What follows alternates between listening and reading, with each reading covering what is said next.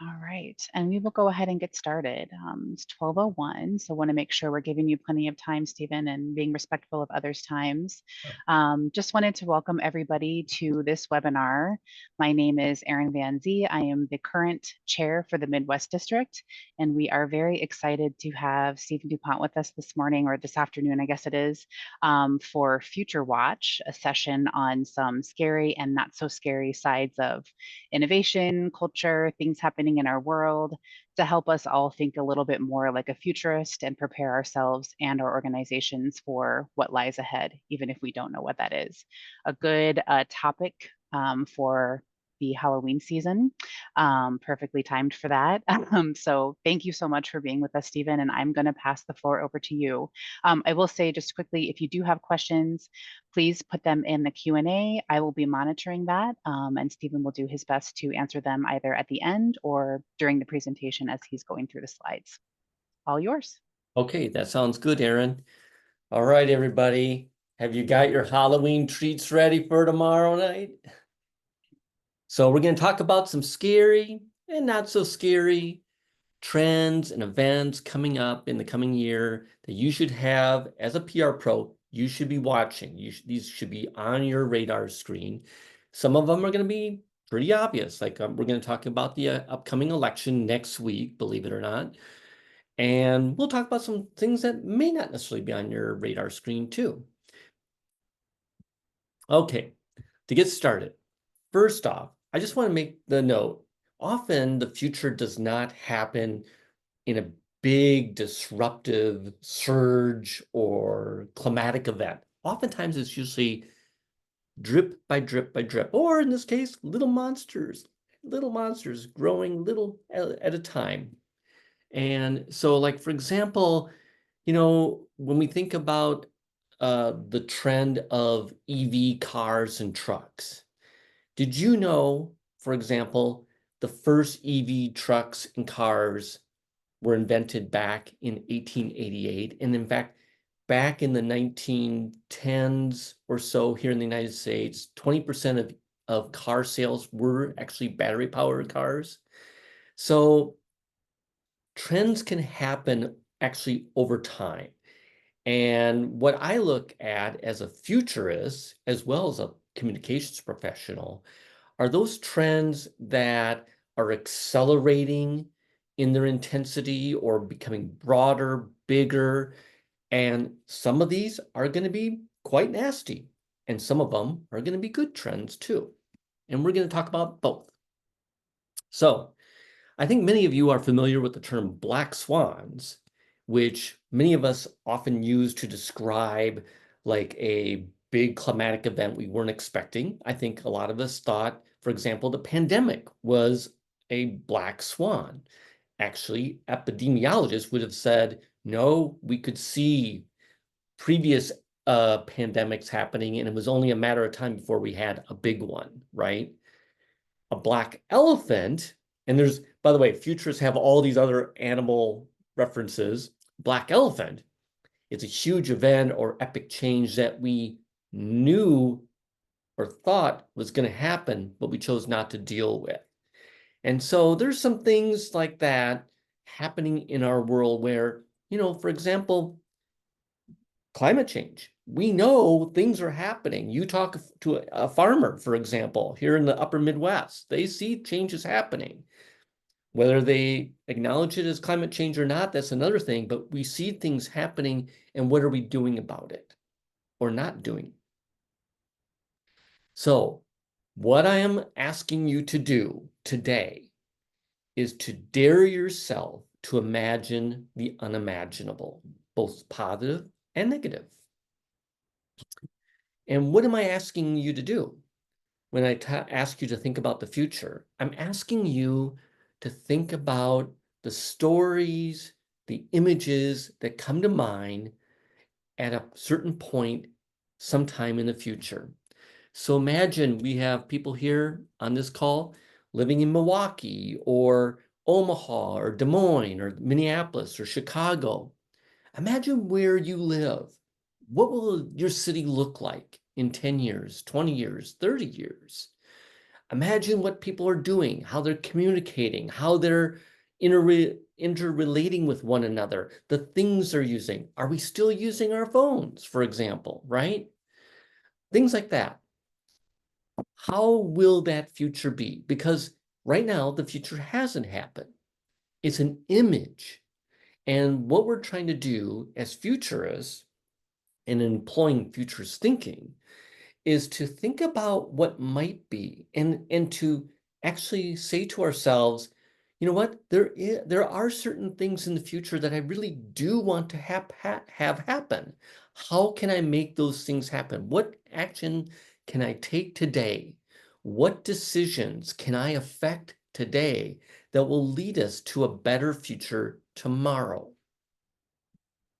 So a little about me. I have over 30 years experience in corporate and marketing, communications, and branding. Folks, I am like you. I have worked on the agency side, I've worked on the corporate side, doing PR, branding, and advertising. I'm also what I would call a strategic foresight practitioner, or some would call professional futurist. And what I'm doing in my practice is bringing the two together. I'm trying to help my clients anticipate the future, think about how to look be around the corners, look further out besides the next quarter or the next year to the next 5 or 10 or 20 years. And I don't think that that's unreasonable. You know, there's major corporations such as a Coca-Cola that have been around for 120 years. Why shouldn't they think about what life will be like 20 or 30 years from now? Or imagine you're working for a major healthcare system like the Mayo Clinic, and you're wondering, what will the future of a hospital be? And you're putting that in the context of, if we build a new hospital today for $8 billion, how will that hospital be used 50 years from now? How will medicine be practiced? Do we need to build a hospital that will, say, incorporate robotic surgeons, right? Or will most diseases be cured with a genetically customized pill treatment, pharmaceutical treatment? So that's what we're trying to do as futurists, is trying to think about those kind of things, anticipate them now to make smarter decisions. And I'm inviting you as a communications professional to consider doing that. So one of the things I do as a futurist is I edit this international online magazine called Compass. And in fact, you can go check it out. It's at apf.org. You don't have to be a member. You can check out our most recent issue. And we are, I'm in conversations with professional futurists around the world thinking about topics like the future of work and workplaces, or the future of AI, or the future of climate change, or the future of water, or the future of space. And that's what we're trying to do, is kind of bring our best selves to think about some of these issues to help organizations around the world, corporations, nonprofits, government agencies, think about what they can do now to prepare for and reduce their risk to disruption, but also to anticipate opportunities ahead. My futures journey started back in 2006, 2007. I was working at GMAC Financial Services at the time, and I was asked to participate on a special task force to anticipate the impact of a worldwide pandemic caused by bird flu. And so I found that really invigorating, and it led me to creating a crisis communications plan for our corporation, anticipating all kinds of various scenarios that might affect our company's business. However, I should tell you, one of the things that we failed to see, that we were blindsided, was the Great Recession. And so that's what futurist thinking is all about, is to help you see the things that you wouldn't expect to be seeing. You need to, like I said, ask those really tough questions, but it's also to bring into play asking the questions about things that you might be blindsided about. And that's what I know as a communications professional, none of us likes to be blindsided, right? So today's goals, I want to help you anticipate potential changes that will be happening now in the next coming year that will impact our world over the next 10 years. And I want to give you some practical advice on how to use these, how to think about these trends and changes. I know it is budget season budget planning season right now. I know that many of you are in the thick of it, planning budgets for your clients, planning budgets for your department.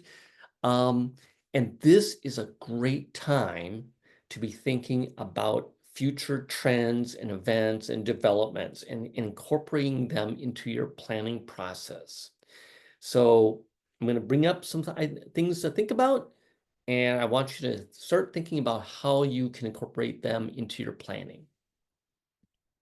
First off, I think it's worthwhile to note a couple things here. What is foresight? So it's a process of anticipating systemic and transformational change.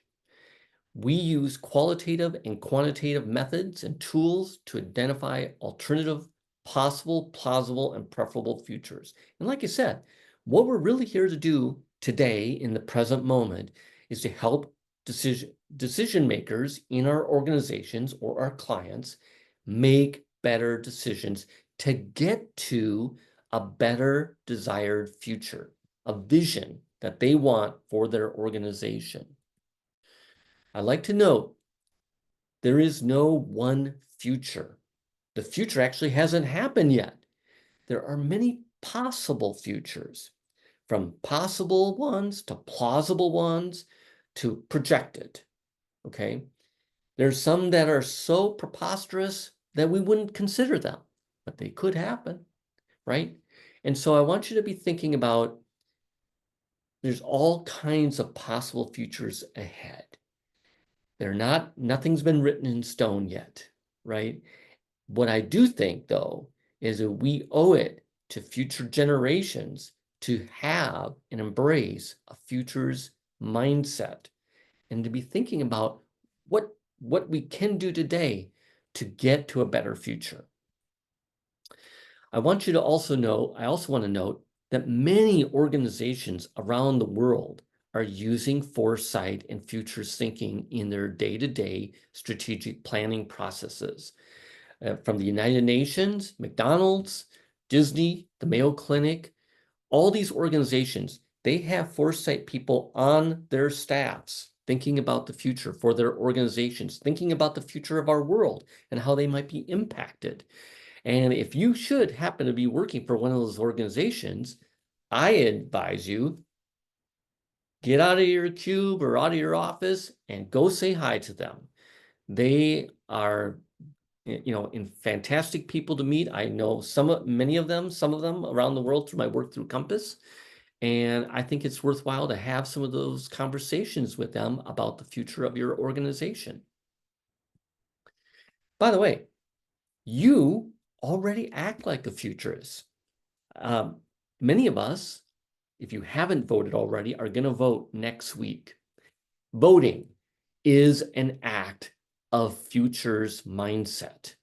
You're voting, however you vote, you're voting on a future. You're voting on a party or a candidate or candidates who are going to make certain decisions about the path that your city, your state, or our country is going to take over the years ahead. That is an act of futures thinking. You invest in a retirement account. I started investing in my retirement back when I was like 24, 25 years old, right? That's an act of future thinking. You save for a kid's college education. You take out a mortgage. You create a bucket list. You invest in new technology, like buying an EV car. Or, maybe some of you have already tried the new Apple goggles, for virtual reality and the metaverse. Those are all acts of futures thinking. And so what I want to say is all of us act like futurists at some point. Futurist thinking is natural. It's what we do when we plan that vacation a year from now. We're thinking like a futurist. So what do I do as a futurist and as a communications pro? I'm looking for signals of change. In the world of foresight, we use this little formula here to categorize the changes that we're seeing, from social changes to changes in our legal system, to changes in politics, to changes in the environment. Many of these changes are related to the systems that we rely upon, our healthcare system, our education system, our political system. One change here could affect another change, could affect another system here, or multiple systems. Where am I looking for those signals of change? Just like you, I'm reading, I'm watching, I'm online, I'm looking for news, I'm looking for research, I'm watching videos, I'm reading scholarly publications, I'm reading books, I'm out interviewing people, I'm testing new technology like VR and AR, I'm interviewing experts, I'm just talking to people. We have Thanksgiving coming up here in a few weeks. Hey, as I'm eating my turkey, I'm also listening to what my relatives are saying about the world. Many of us will be talking about the election and its impact and what it might mean for our future in the coming year or years ahead. So these are all things that I'm using to gather data points and signals that will let me know what might happen in the years to come. And you can do it too. The other thing I like to mention is I'm looking at, as I look at all these signals, I'm looking for impact. How will they impact my my organization I work for, the industry or industries that I represent? I am in the PR agency business, so I represent, I think, 5 clients, all in different industries, right? So I'm looking for those signals. I'm looking at how these signals of change might affect my state or my community, how they'll affect me personally, for example. The number one rule among all of this stuff is that we don't assume everything is going to stay as it is. The world is constantly changing. I don't think I need to say that, but I think it's important to say that. Some of us, and I think it's really interesting to hear Kamala Harris talk about if I'm elected president, it will not be a continuation of the Joe Biden presidency, right?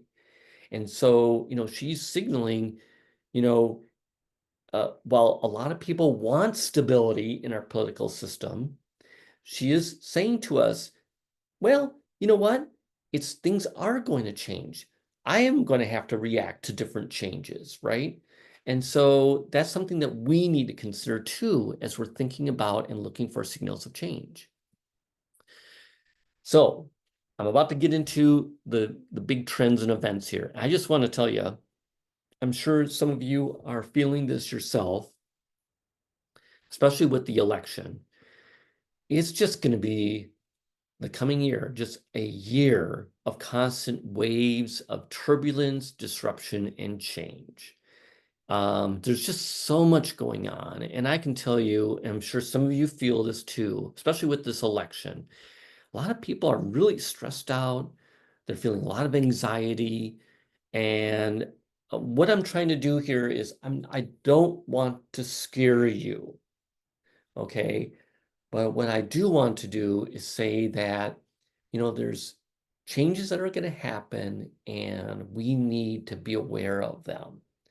And so I'm going to come back to that point toward the end of my presentation, but I just want to be upfront about this. Some futurists out there really feel that we are in the midst of what they call a polycrisis. There's all kinds of crises happening at one time, all kinds of changes, from hot wars and superstorms to food disruptions, water shortages, you name it, the rise of AI. And so I just think that as a futurist, we are just living in extremely interesting times to put a happy spin on that. And I think that while we have all these changes happening, it also offers us an opportunity to be, with the tools that we have, to play a role in creating the changes that we do want, creating the futures that we do want. So I always put this up in my presentations, red flag alert. We are going to be talking about some sensitive stuff, folks. And I know here in the upper Midwest, we have folks on both sides of the world of politics listening in. And I just want to be upfront that, you know, wherever you are in terms of your politics or your views of culture or various issues, that some of these things are going to play an outsized role in the coming year and years. And you just need to be aware of them. So some big scary monster trends coming up. Okay. You knew I was going to start with this, the election. I just want to tell you, even in the world of futurists, it's a true fork in the moment. I think that more so than previous presidential elections, we are facing really two divergent paths, depending upon who we elect as president and who controls the U.S. Senate and the U.S. House of Representatives. They're just really different visions. And even the futurists out there are having a hard time knowing where things are going. And that's because as the world's leading superpower, our country plays an outsized role on the decisions that are going to happen around the world. Whoever's elected the alliance with NATO, for example, the fate of Ukraine, how we approach climate change will all be affected dramatically in the coming years. There's more to this election than just the presidential candidates. There's potentially three Supreme Court justices that could be in play in the next 4 years. What I'm watching for is how young voters vote in this election, first Gen Z voters, especially, because with your very first election, whoever you vote for, you are setting a tradition, a habit of voting. So if there are more people who vote for the first time in this election, they are more likely to vote in subsequent elections. And that also means who they vote for. So if you vote for the Democratic Party, you're going to lean more toward voting for Democrats in the years to come. Okay. And same thing, back in the Reagan years, they talk about the Reagan Democrats, all those Reagan Democrats, those Democrats who switched to Reagan, that affected voting habits for the next 20 years, right? In fact, those Reagan Democrats are now those boomers, and those boomers are dying off. And so that's going to affect elections in the next 10 years too. I'm also watching for how people vote on abortion measures in 11 states and what impact that will have. Will more women come out to vote on those measures? And how will they vote? How they vote on those measures, how will that affect the presidential vote? We also have the U.S. Senate and U.S. House of Representatives. Who controls those bodies will determine changes in the tax code. The big tax cuts that were enacted under Trump in 2017, they are up for renewal by the end of 2025. So that's a big one sitting out there. And so there's other changes that will be affected too in the years to come based on how we vote. I think most immediately, as communications professionals, because of the stress levels with this election, and we may not know for days who actually wins the presidential election, I think you better be prepared for folks calling in sick or needing a mental health day next Wednesday. Just saying. Okay, here's another thing I want to talk about quick. I know a lot of us are scared about Thanksgiving dinner and other family get-togethers in the next month or two. And that's because you might be a family that has different political views and you're afraid to share them. And so I think that that's something to acknowledge too, that I think it's at a point in our elections where people don't want to be scared of talking and just being in the same room with the people that they really love. Another thing that we're going to be watching over the next year is reproductive rights. So referendums on abortion in 11 states, right? So that's a big deal. And remember, just because they're referendums doesn't mean that they are automatically enacted into law. Typically, what happens with the referendum is the citizens vote one way or the other, and then their legislature and governor has to actually enact the change, put it into law. And you could see some states where the citizens vote one way and the legislature acts another way. And we've seen that in South Dakota, for example, on the legalization of marijuana. We should also note that Project 2025, if you have not read that document or are not familiar with it, it is something worthwhile to look at, especially if Trump is elected, that they are calling for other additional restrictions on abortion and birth control. And that is going to affect a lot of things, a lot of systems, our healthcare system, work systems in the year ahead. So it's a very fluid dynamic that's happening right now in that specific issue. And it's something that as communications professionals, you need to be aware of, especially if you have a CEO or another senior executive that wants to share their views online and social media about what they think, their opinions about this issue, because it's very dynamic. You all knew I was going to talk about AI. Well, AI is changing everything. And the Brookings Institution, which is kind of more of a liberal-leaning think tank in Washington, D.C., I really have to agree with this statement. Whoever leads in artificial intelligence in 2030, that is just 5 years from now, folks, will rule the world in 2100. So there's a race on for superiority. Think of this like in Cold War terms for AI excellence, AI innovation. And what we're seeing is in the coming year, you're going to see new versions of like ChatGPT come out. The technology is going to get stronger and stronger, more robust.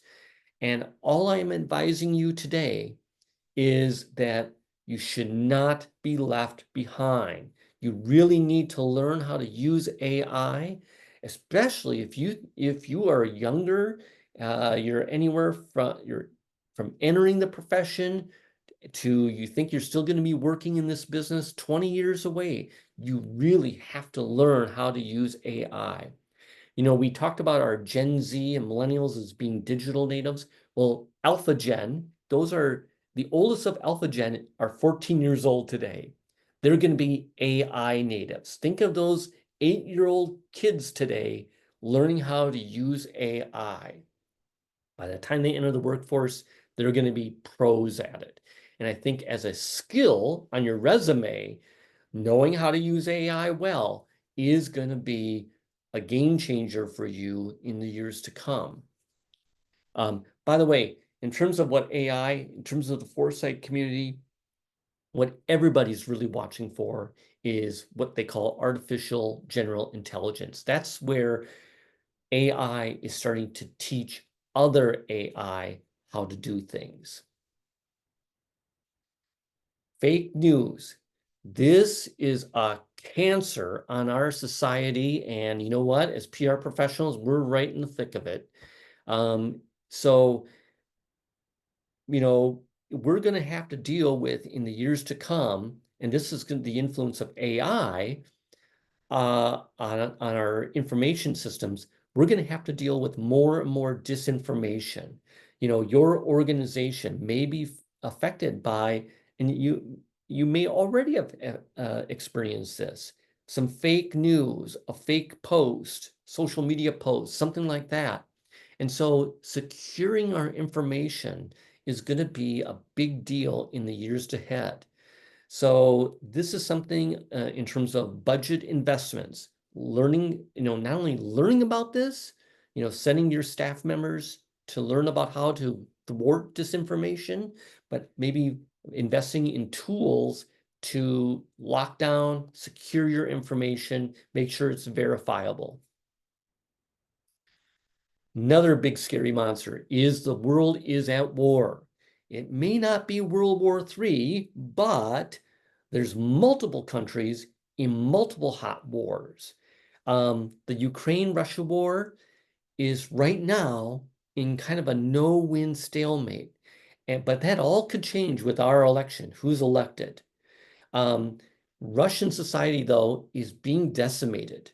You not only have, lots of young men being thrown into the sausage grinder of war, you have lots of young people literally leaving the country. And that's going to affect, Europe, where a lot of them have gone, and those Russian young people setting up new lives. You may have a call for conscription, i.e. the draft, to build the EU militaries in the years to come.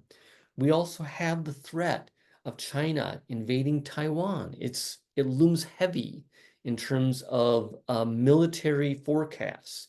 So there's a lot going on. But what I'm really concerned about is how war is being redefined. We have drone wars, drones attacking back and forth between Russia and the Ukraine. We have missiles flying back and forth, right?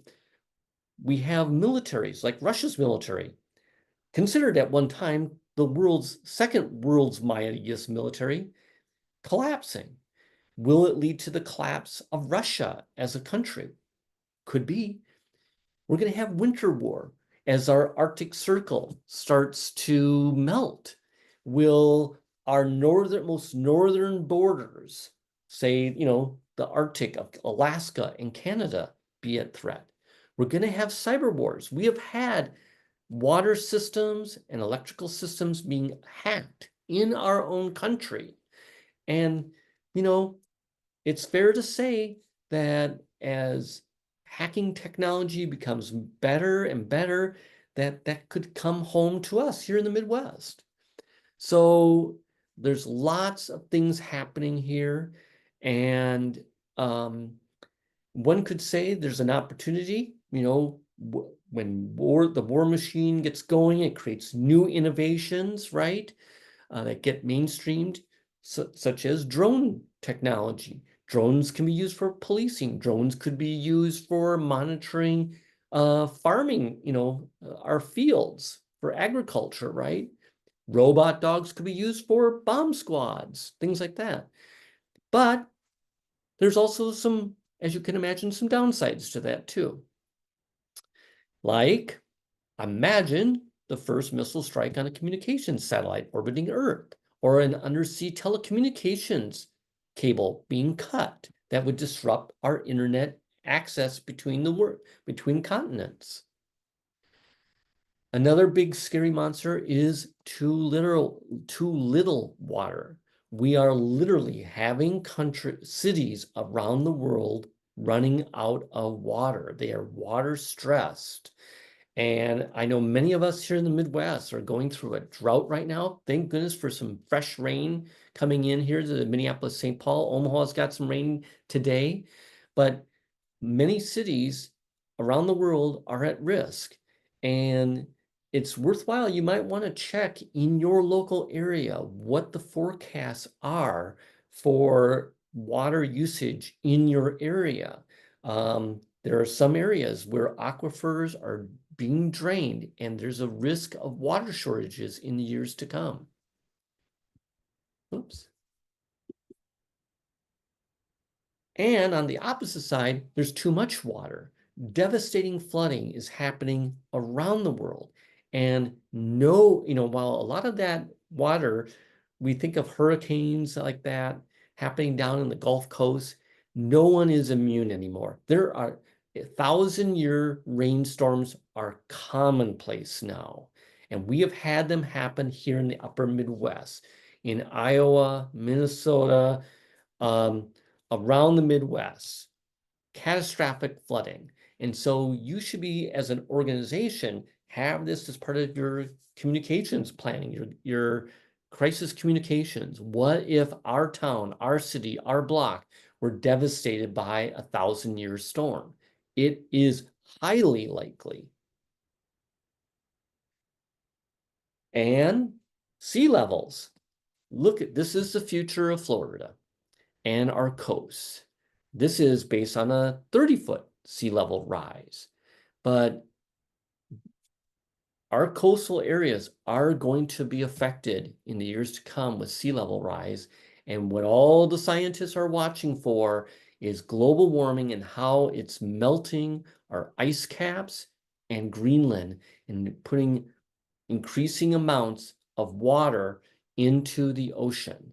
And so if you have operations on the coast, anywhere near a flooding area, that is something you should be building into your long-term forecasts and your communications planning. As I mentioned, storms are getting more and more strong. Hurricane 6, some say Hurricane Dorian reached Hurricane 6 level. They are getting stronger. So that's something that we all need to be aware of. Imagine, and I kind of just mentioned this earlier, cyber attacks on critical infrastructure or a devastating storm on critical infrastructure, such as power plants, water systems, the electrical grid. Several years ago, Texas experienced a freezing ice storm that knocked out its electrical grid system. Another thing to think about here is the wet bulb effect. So there's going to be many parts of our country where the temperatures are going to increase and it's going to get hotter and hotter and hotter to be outside. Now, the wet bulb effect refers to that moment when it's so hot and it's so humid that a person cannot live.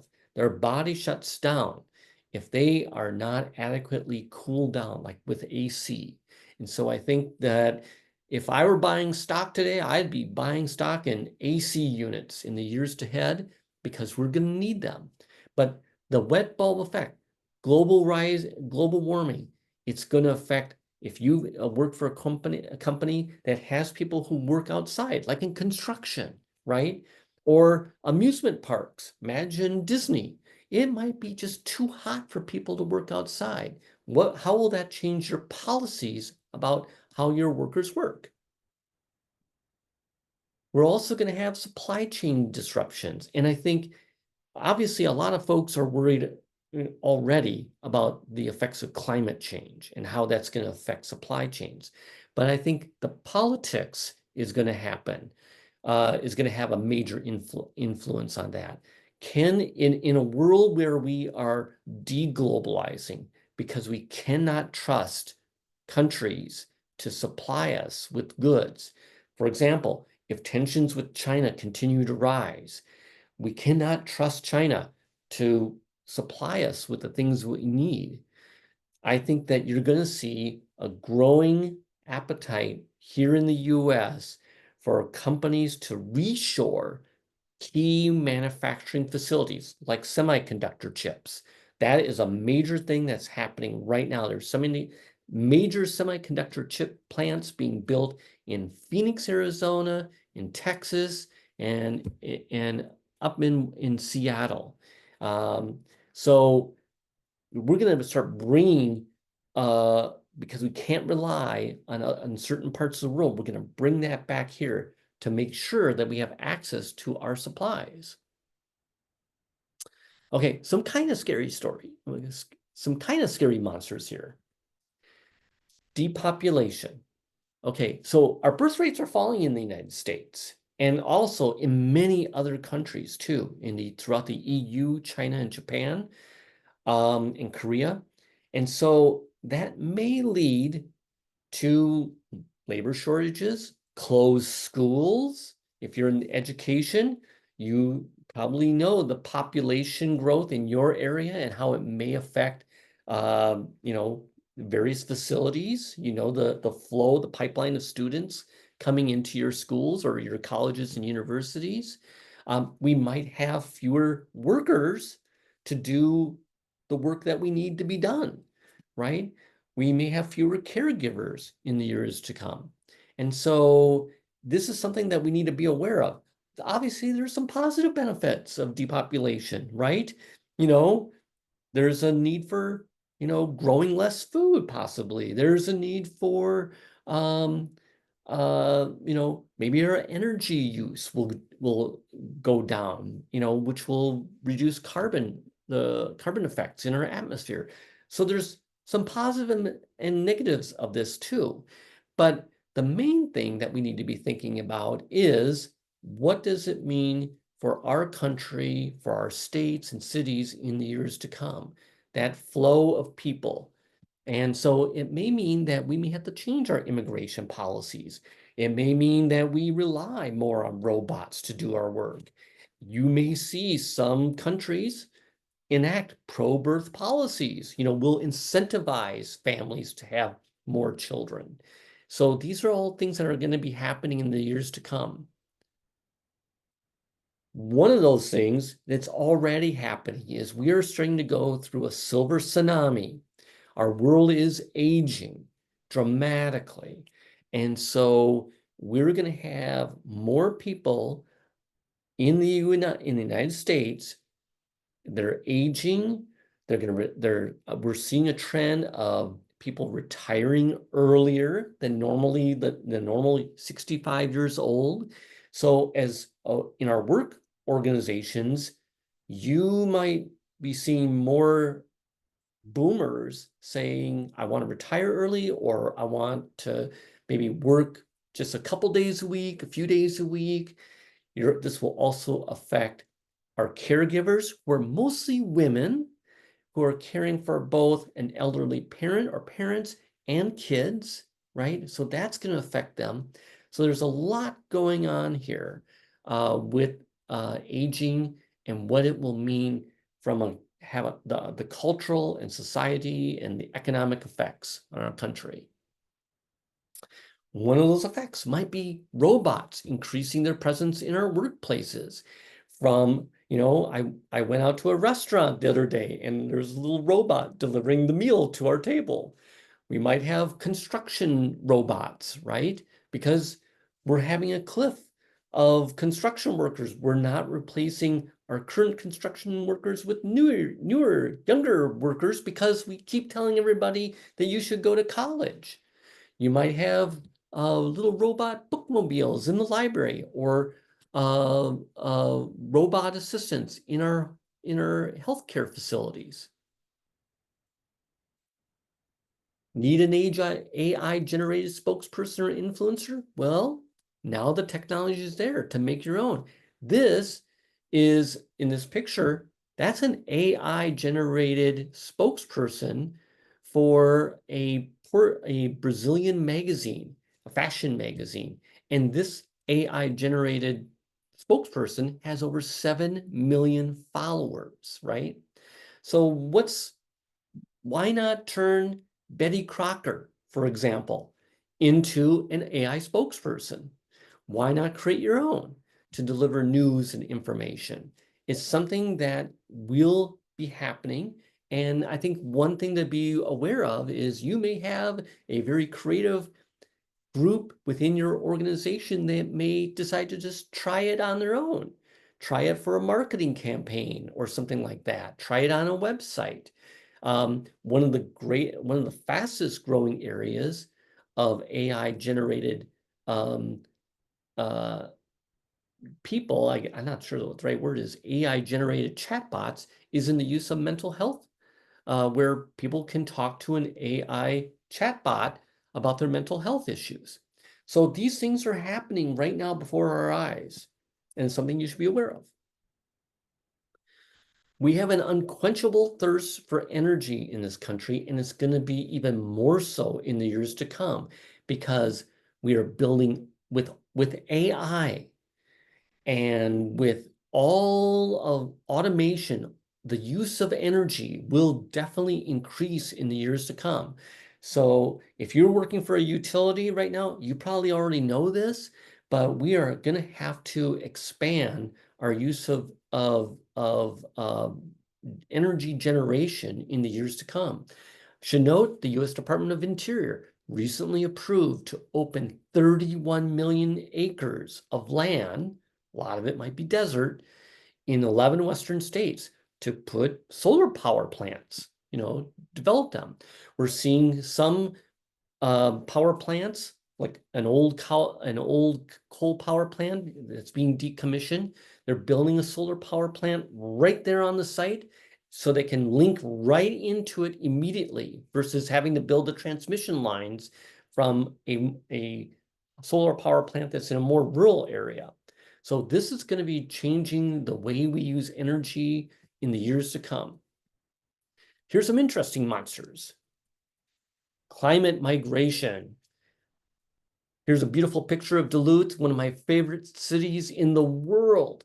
Well, with all climate change, rising sea levels, the think tank IEEP forecasts maybe 1 billion people are going to have to move because of climate change.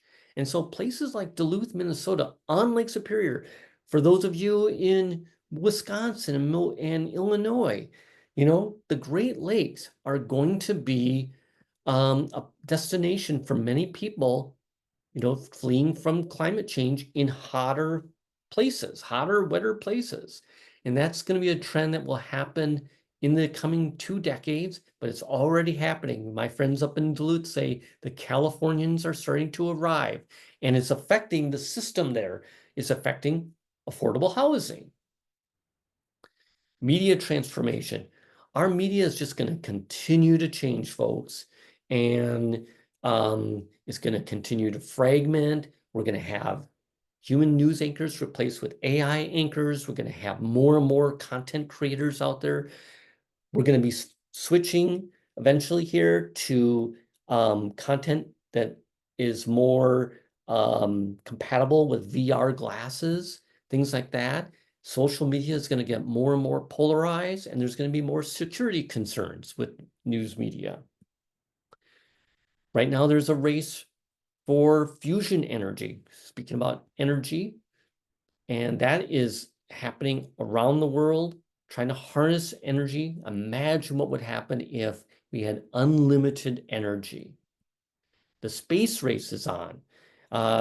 If you're wondering, why, say, a Jeff Bezos or Elon Musk really wants to participate in the election cycles, well, they both own big space companies. They got big government contracts.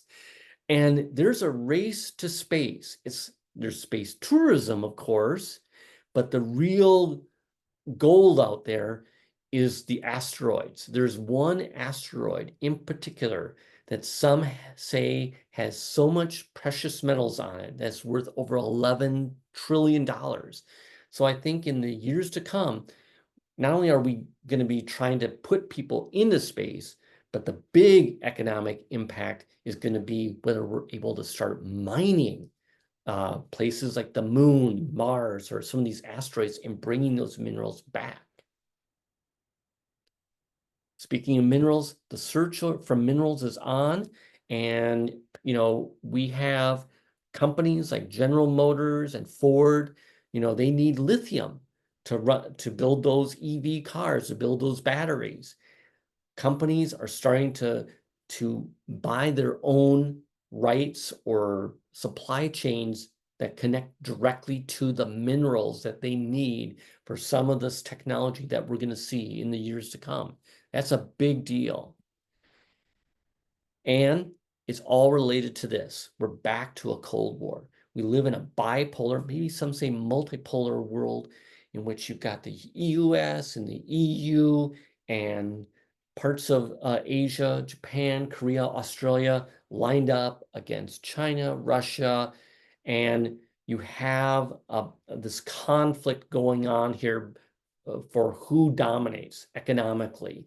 And that's going to have big implications in the years to come. So, okay, some good monsters. I got to leave you guys on a happier note. You know what? Today, right now, feels a little bit like what the environment before Google search came out. Remember, if you were around in the early 1990s, you had all these various search engines, and everybody was using search engines to get information. We were all experimenting, going to multiple search engines. And we now have that with all of these various AI assistants, from Siri to Alexa to Ali, Google, ChatGPT. Eventually, someone is going to come along here to come out with the killer AI assistant that we're all going to rely on. And so I would recommend, again, this goes back to my AI slide earlier, start learning to use AI because you don't want to get left behind on this. As I mentioned, we have a massive energy transition going on, and there is more solar being built than ever before. And that is going to affect us from a positive perspective in helping us in our fight against climate change. So you're going to start seeing solar power happening everywhere, especially here in the north, where solar power technology is getting much better. We can use it throughout the winter, use it on cloudy days. Apple and Facebook, they got their VR glasses. Spatial computing is going to grow. The biggest use of this is going to be in the training of people to do things like construction and other tasks. And we're also seeing a lot of indications about the future of technology when it comes to chips, nanochips. Imagine a world where an implantable chip allows somebody to see, somebody to hear again, somebody to walk again, or those of us communicate anywhere we are in any language. That kind of technology is in the process of happening, and it's being combined with biotechnology too. We're also seeing a quest for more equality among women, and you're seeing, some resistance to this, but we are breaking barriers. We have our first Black Southeast Asian woman running for president. Mexico elected its first female president. We have our first African American woman named to the Supreme Court. So things are happening, but they're not going to happen smoothly. There's going to still be resistance. Moon fever is coming on. In 2026, the plan is put a person on the moon again. Hopefully it happens. China is aiming for 2030, so will be a lot of talk about that. And in this coming year, it is probably likely that Jimmy Carter will pass away. And I think it's going to be a reflective moment for this country in thinking about what our presidents mean to us and what they are in terms of role models. So what should you do with all this? There's a great song by the Canadian band The Tragically Hip called Scared. It's about traveling salesman, door-to-door salesman selling fear. The future hasn't happened yet. We can do something about it. We do not have to be afraid, but we do have to acknowledge the reality of what the future holds. And that's what I'm here to do, folks. I want you to be more aware of the future and the trends and events that could shape our future. You know what? At the very least, we all need to enjoy the present moment and enjoy and be grateful for our abundance. It's fall, it's autumn. This means it's sweater weather. Get out your favorite sweater, put it on, and enjoy this moment. In the meantime, I want you to become more futures aware. Have conversations at work. Start scanning the horizon. Start talking among yourselves. Hey, invite a futurist in to lead the conversation. Make your plans. Don't let the future happen to you. There's many futures ahead. Choose your future. Choose the path that you really want. What we do as futurists here, we're here to help you make smarter decisions today. So you have less stress, you have less anxiety about the future, and you feel more in control. So claim your future. So if you like, allow me to be your bridge to the future. I'm here to do consulting and workshops and talk about trends and things like that. You're always just happy to connect with me, and feel free to do that. And if you love this, if you like, just let me know what you thought about this presentation. Hopefully I didn't scare you too much. Here's a code. Let me know what you think. Really appreciate it. And Erin, I'm going to turn it back to you. And I don't know if we have any questions, but that's where we're at. Yes, thank you, Stephen. And just so you know, we will include a link to this survey in a follow-up email that we send to everybody who registered, along with the recording of this so that you can rewatch it and start to make plans for yourself. Stephen, we had a question about young people. We have college students in attendance today. And the question is, what advice do you have for them as a futurist as to the types of skills and knowledge that they should be acquiring that might be different from a traditional communications or marketing degree? Well, actually, I'd like to share. That's a great question, and I really appreciate it. I'm actually in the middle of a research project myself. I'm been interviewing foresight leaders at companies like Ford, General Motors, the United Nations, UNICEF, around the world. And you know what they say to me? They say the number one skill you need to have as a futurist is communications. And so, you know what? We can talk about the future and present ideas about what the future may look like. But if we don't know how to communicate them well, then nobody's going to listen. And I think that working, being a communications professional, developing your communications, the way you present with the latest technology is going to be critical in the years to come. I mentioned AI, but all of us should become more familiar with and comfortable with using video, with our writing, with our presentation skills. Communications is a great area to be in the coming years. So as a student, I don't mean to scare you here with especially all the talk about AI, but you're in a great spot. Very good.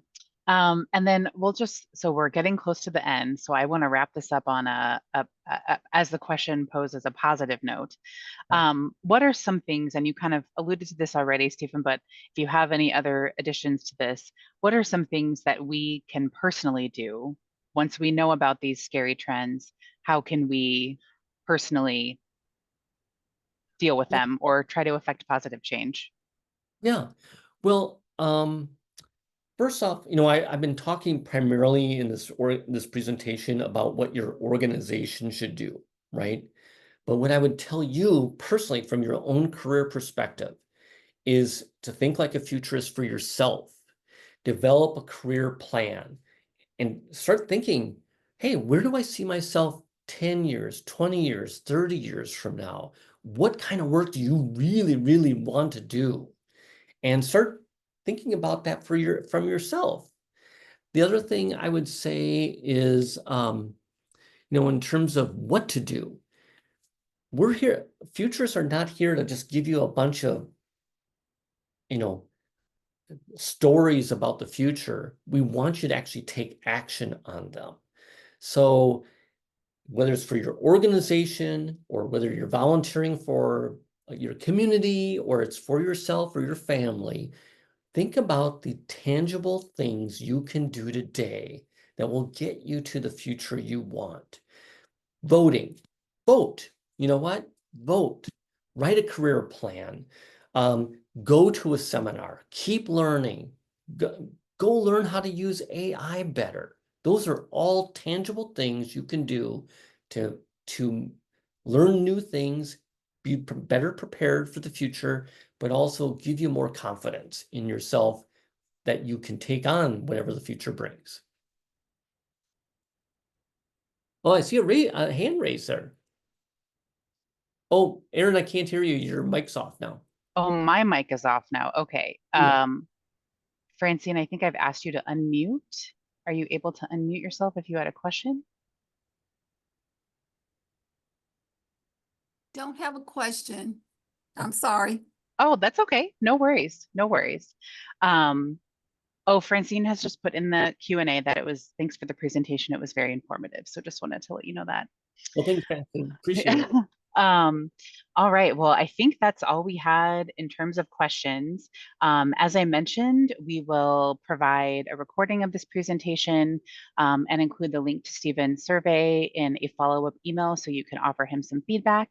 And then thank you so much, Stephen, for your time today. This was enlightening, slightly terrifying, but also always good to be informed about what we should be looking for and how we as communicators can help our organizations prepare for the future ahead. So we appreciate your time and thank you everyone for coming, and we will see you next time. Sounds good. Well, thank you, Bye, everybody. bye everybody. Good Halloween. Bye-bye.